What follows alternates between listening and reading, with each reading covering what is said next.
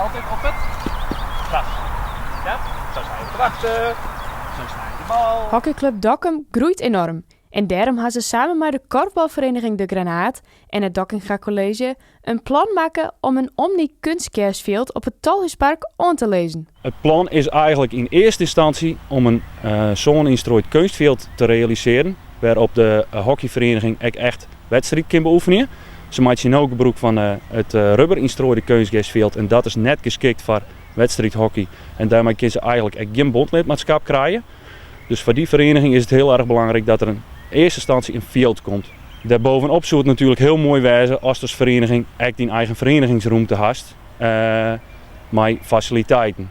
En daaruit is het tweede fase van het plan ontstaan om te zien of we echt een accommodatie erbij regelen kunnen.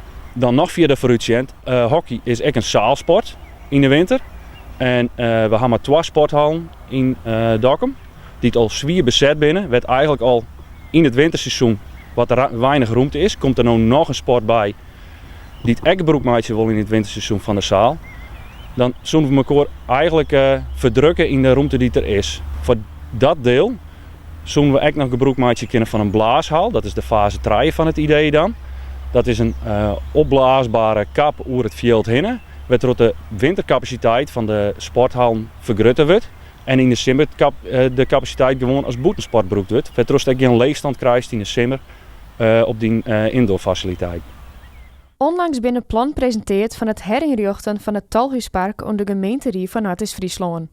Het plan van hockeyclub Dokkum, korfbalvereniging De Granaat en het Dokkinga College vormen geen enkele belemmering. Want hun plan is een aanvulling op de aanwijzige plan rond de sportconcentratie op het Tolhuispark.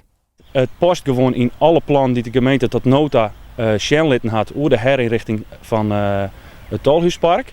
Dit veld zat het hier nou in lijkt. Dat is nu in gebruik van de korfbalvereniging.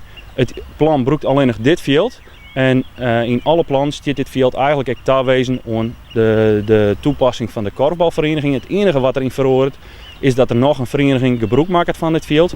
En de scholencombinatie ook. Dus uit soort is het eigenlijk alleen nog maar een betere invulling van de bestemming door meer partijen dan een oreninvulling. Het grote voordeel voor de korfbalvereniging is dat we daarmee een ondergrond krijgen die weersbestendiger is, minder afhankelijk van het waar, constanter qua spelen. We hoeven dan net meer zelf lijn uit te zetten en te zien waar de droge plakken binnen en waar het gas goed is. En daarnaast met een echt veld zonder flexibele indeling kunnen we ook werken met boarding en reclameborden. Dus dat zou voor de korfbalvereniging gewoon een uitbreiding van de financiële inkomsten wijzen.